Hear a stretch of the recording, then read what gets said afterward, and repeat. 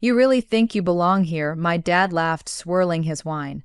My sister leaned in and whispered, just loud enough for the table to hear.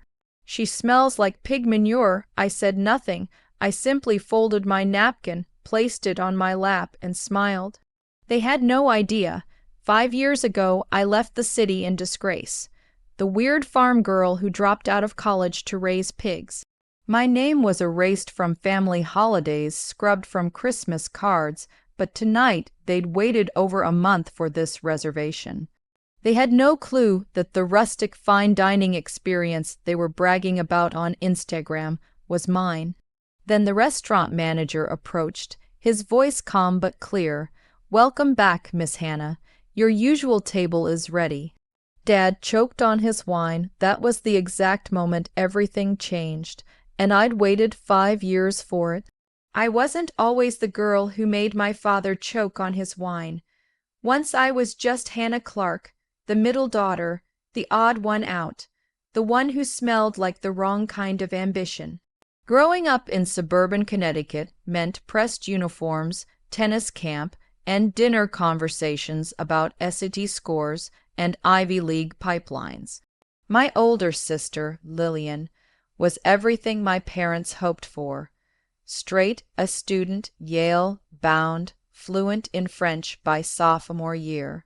My younger brother was still being groomed for finance. And me, I liked pigs. Not as a joke, not in a kids love animals kind of way. I was obsessed.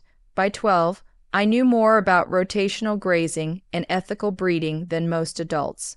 While my siblings joined debate clubs, I volunteered at a small local farm. I spent my weekends mucking stalls, bottle-feeding runt piglets, and learning to tell the difference between acorns and barley and feed blends. My mother once said I smelled univolized. At 14, I announced I wanted to raise heritage breed pigs and build a business from it. Something clean, sustainable, honest. My dad didn't even look up from his Wall Street Journal. He just said, "That's not a real future. That's dirt in disguise." Lillian laughed. "What are you going to call it? Pig Princess Inc." I went quiet, but inside I was already planning. I went to college like they asked. A semester and a half later, I dropped out. The day I told them, my father slammed his fist on the dining table. "You're throwing away a legacy for manure," and my mother, always the colder one, stood up mid-sentence and left the room. From that moment on, I was erased. No more invitations, no birthday calls, not even a text when my grandmother passed. But I wasn't surprised. In the Clark family, love had always been conditional, and I had broken the conditions. I took what little savings I had and leased 5 acres in rural Vermont. It wasn't glamorous. I lived in a trailer. My boots were secondhand. The pigs were my only family. But for the first time in my life, I felt like I was doing something real. And even though I worked 16-hour days in freezing mud, even though I cried some nights because the silence felt bottomless, even though I sold bacon at farmers' markets for pennies, I never once wished I'd stayed, because deep down I believed something they never did, that honesty, labor, and purpose could build something beautiful, even if it started with mud. The early years were brutal. I started with 7 pigs, all rescues from a defunct operation that had abandoned them in the middle of winter. I built shelter from salvaged wood and slept in the trailer beside them with a space heater that barely worked. Every dollar I made went to feed and vet bills. Every hour of rest felt like a stolen luxury. People thought I was crazy, the pig girl. They called me at the general store, half joking, half pitying. Even the local farmers rolled their eyes when I talked about raising pigs without hormones, without confinement crates, letting them roam in pastures and root freely. Sounds cute until they tear up an acre overnight. One of them said they weren't wrong. I made mistakes. I lost money, but I kept going. I documented everything, every muddy mistake, every sunlit moment when the piglets napped in hay. Every time I made something edible, from scratch pork belly with maple glaze, slow roasted shoulder with heirloom apples. I didn't do it for attention at first, but one day, in a moment of tired defiance, I posted a video on social media. What happens when you respect the animal? Real pork, real process. I filmed myself pulling fresh bacon from the smoker, plating it next to eggs from my neighbor's coop and greens I'd grown behind the trailer. I uploaded it and forgot about it. 3 days later, it had 2 million views. Suddenly, people wanted to know more, not just about the pigs, but about the food. How did you make that crackling so crispy? Where can I taste this? Do you sell it anywhere? An editor from a food blog reached out. Then a reporter from a regional magazine. Then came the email I couldn't believe. A small investor group out of Boston wanted to talk. They'd seen my content, they liked my values, they wanted in on something small. Farm to fork rustic dining with a real story. I didn't know how to draft a business plan, but I knew how to build trust. I invited them to dinner right there at the farm under a string of hardware store lights and mismatched tables. I cooked 6 courses from scratch, all with my own pork. They signed the next day. That's how the Honest Pig was born. First, just a converted barn with 12 tables. Later, a full-fledged restaurant with a wait list. People drove hours to eat there. Some stayed the night in their cars. It was real, it was growing. I still mucked stalls every morning. But now, when I looked at my pigs, I saw more than survival. I saw a future one built, not in spite of the mud, but because of it. We opened the first official location of the Honest Pig. 9 months after that backyard dinner, it wasn't fancy, just an old feed store we gutted and rebuilt with help from local carpenters and 3 college interns who believed in what I was doing. The walls were reclaimed barnwood, the tables handmade from pine, the chairs mismatched on purpose. There was no sign outside, just a small iron pig silhouette above the door, but what mattered was the smell. Every evening, as the hickory smoke rolled from the open kitchen and the scent of slow-braised pork shoulder drifted out onto the gravel parking lot, people came. They brought lawn chairs when we ran out of seating. They waited 2, sometimes 3 hours, and they told their friends. I built the menu from everything I'd learned in the field. Pork chops with apple cider, just crispy pig ear tacos with lime crema.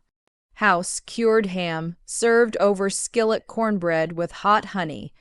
Everything came from small farms I trusted, including my own.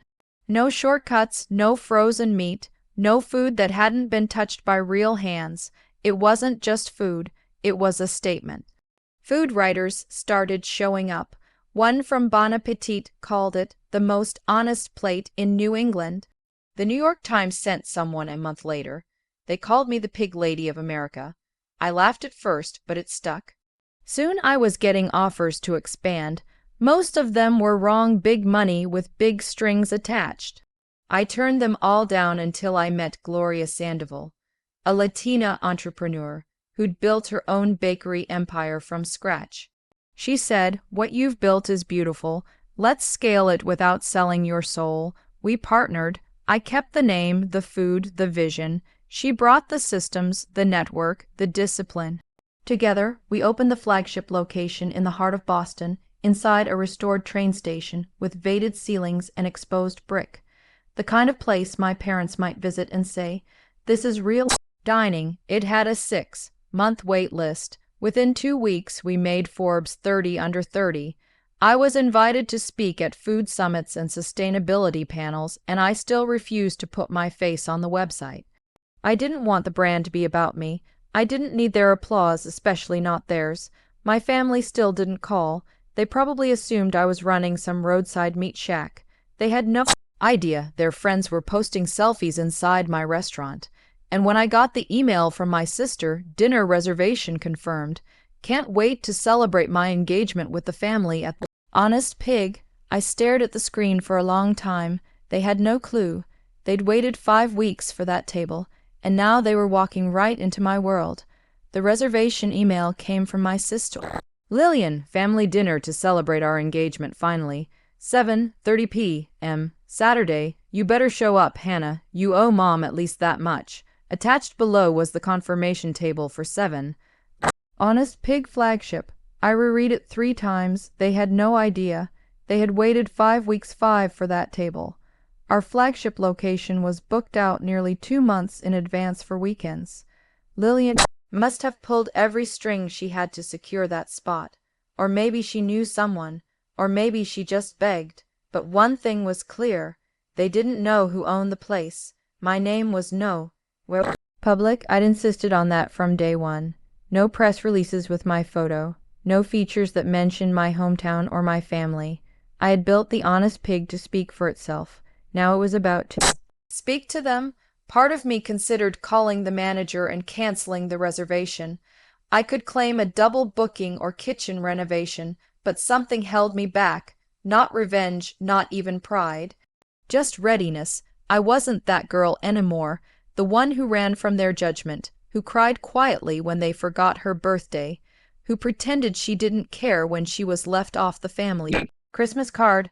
I had built something real, something loved, something good. If they were going to see me again, it wouldn't be at some awkward backyard reunion or polite brunch. It would be here in my house on my terms, surrounded by everything they told me would never amount to anything. I replied to Lillian's email 2 hours later, confirmed I'll be there. I arrived 10 minutes early, not through the staff entrance like I usually did. Not in my kitchen boots or with flour on my sleeve. I wore a clean denim dress, leather boots still dusty from the farm, and a faded corduroy jacket. My pigs had once chewed a corner of. I didn't bother covering the scent of hay and smoke that clung to me. I wasn't here to pretend. The hostess smiled when she saw me. Miss Hannah, she said quietly with a knowing nod. Let them seat me last. I whispered just like any other guest. She understood from the hallway. I could already hear the voices. My mother's clipped tone, my father's low hum as he read the wine list out loud like it was scripture. Lillian's high-pitched laugh bounced off the brick walls. I lingered near the sidebar, unseen, until the hostess gave me the cue.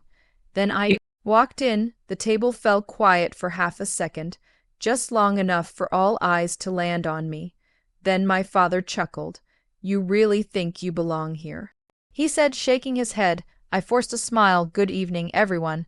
Lillian leaned toward my mother and said with an audible whisper, She smells like pig manure. I didn't react. I pulled out the only empty chair and sat down. My boots made a soft thud against the hardwood. My hands were clean but not manicured. My hair was brushed, but still held a slight frizz from the barn air. I looked exactly like myself. You could have dressed up a little, my mother murmured behind her champagne flute. This is my version of formal, I said, pouring myself water. I hope you can at least afford dinner, my father added with a grin. This place isn't cheap. I nodded politely. No one asked how I'd been. No one said, nice to see you.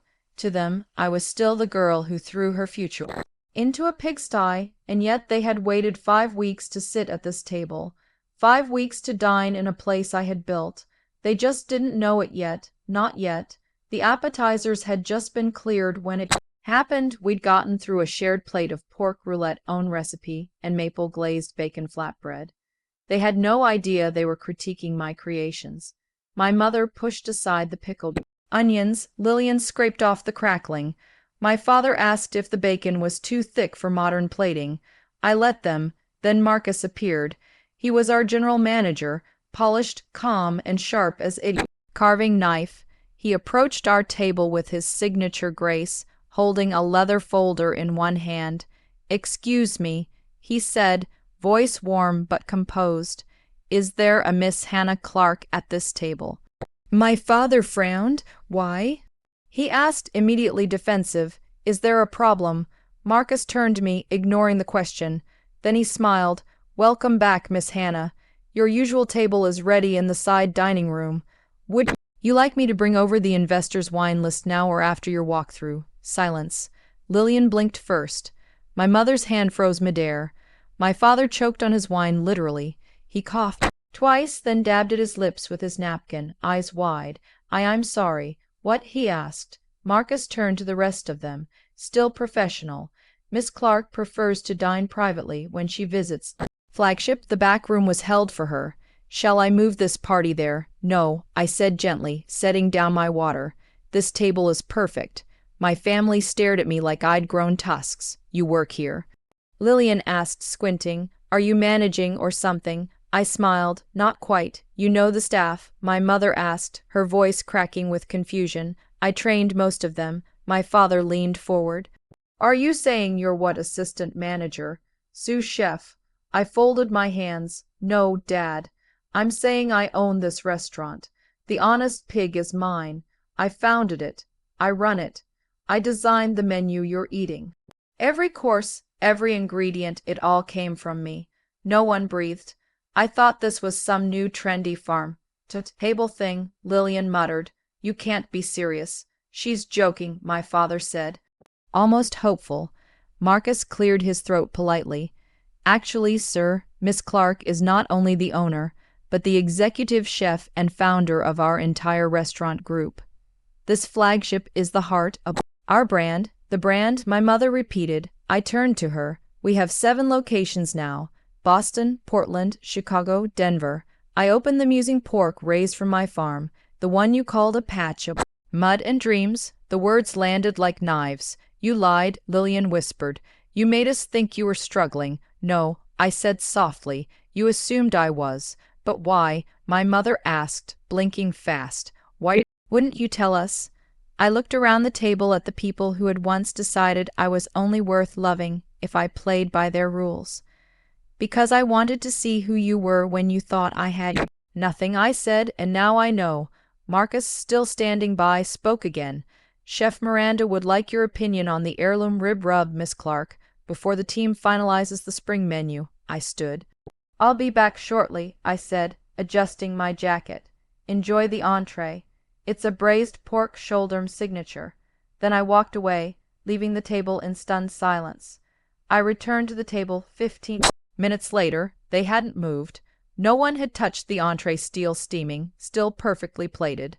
The air around them hung heavy with something I hadn't felt from them in years. Uncertainty. Lillian looked up first. So it's all true, I nodded. My father sat rigid as if trying to reframe everything in real time. You built all of this? Yes, I said quietly, from scratch. From the pigs you once laughed at. My mother adjusted her pearl necklace, her a gesture when caught off guard. But the funding, the operations, the growth, how could you? I worked 3 jobs the first year. I cut in, slept in a trailer with blisters on my hands, cooked on a single burner for farmers in the rain. I saved, I borrowed, I pitched, and I made every dollar count. Lillian leaned back. You could have called. You didn't have to cut us off. I raised an eyebrow. You cut me off the day I said I wanted to raise pigs. You called it shameful. You told people I was going through something. You said I'd come crawling back. We were worried, my mother said, but it sounded more like a defense than an apology. You were embarrassed, I corrected. You thought I'd chosen something unworthy, but you were wrong. I didn't choose pig farming instead of success. I chose it instead of your version of success. No one spoke. Funny, I added, how you all waited 5 weeks to eat at a place you didn't even know I owned, the same place you now say smells like manure. Lillian flushed. That was look I didn't mean. You did, I said gently. And it's fine because it reminded me who I used to be to you, and who I'll never be again. My father cleared his throat, trying to retake control. What matters now is this achievement. Hannah, you've done something remarkable, and I think we all want to acknowledge that. I don't need acknowledgement, I replied. I need respect. Real respect, not the kind that arrives only after a Forbes article or a reservation confirmation. There was a pause. Then Lillian asked, So what now? You cut ties forever. Let this dinner be the last. I looked at her for a long moment. No, I said, but from now on, everything changes. If we're going to have a relationship, it will be on my terms. That means no jokes about pig manure, no sideways glances at my boots, no more wondering how I can afford things. I think we can manage that, my father said stiffly. I'm not finished, I added. They all stilled again. I don't want any networking favors, no investment offers, no guest invites to events so you can show off your daughter's restaurant. I'm not a family trophy now that I'm successful. I'm still the same girl who loved the smell of soil and hay more than silk and champagne. My mother's lip trembled, but she said nothing. And one more thing, I said. I'm proud of what I built. But I'm prouder that I built it without bending to become someone you'd finally accept. My voice softened. I'm here tonight not because I need your approval. I'm here because I finally don't. Lillian exhaled. Okay, she said quietly, that's fair, and I added after a pause. If you'd like, I could host the rehearsal dinner here as my gift. Her eyes widened. You do that. You're still my sister, I said. But let's be clear, this isn't about proving myself to you. It's about offering what I've built on my own terms. For the first time all night, she smiled, a real one. Across the table, my mother's eyes glistened. My father looked down, almost ashamed, maybe for the first time in his life. I'd like that, Lillian said softly. And I'd like to know more about what you do, about how you got here. You'll have to come early, I smirked. I'll show you how to feed the pigs. She laughed. I just might. And in that moment, for the first time in years, the table didn't feel like a battlefield. It felt like a beginning. Later that night, after the plates had been cleared and the last glasses of cider sipped to silence, I stepped into the kitchen, my sanctuary. Miranda, my head chef and the backbone of this flagship, looked up from the pass window and grinned. So, how was dinner with the royals? I laughed. They choked on the pork metaphorically and literally. She raised an eyebrow. The rub too spicy? No, I said. The truth was, we reviewed the spring menu changes, tasted a sliver of smoked belly for salt, adjusted the char on the seared loin. The usual rhythm of a closing shift grounded me like it always did. When the team finally wrapped up and the lights dimmed to the after-hours glow, I lingered near my office. I checked my phone. A message from Lillian. That was a lot, but thank you. Also, can we talk next week? I'd love to bring someone by the farm. No judgment, just curiosity. I smiled. Maybe she meant it. Maybe she didn't. But for the first time, she was reaching out not to correct me, but to understand me. I typed a short reply. Sure, wear boots. I turned off the kitchen lights and walked to the back patio staff break area that overlooked the small herb garden we kept on site. Even in the city, I'd insisted we grow our own thyme and mint, basil and chives, a reminder of where it all began. The night was quiet, cool, the kind of quiet that doesn't feel empty but earned. I sat on the wooden bench by the rosemary bush and opened my leather-bound notebook, the one I used when things felt too big for screens. I wrote, I used to believe that success would feel like applause, but it doesn't. It feels like stillness, like peace, like not flinching when someone questions your path because you no longer need to defend it. It feels like mud on your boots in a room full of crystal and not caring. It feels like walking into a restaurant and knowing every scent, every story, every soul behind the dishes. Because you built it, it feels like being the same girl they once called foolish and not needing to prove them wrong anymore. I closed the notebook and looked up at the sky. The stars were dimmer here than on the farm, but they were still there, constant, like truth, like roots. And I knew finally I had come full circle, not because they saw me now, but because I no longer needed them to.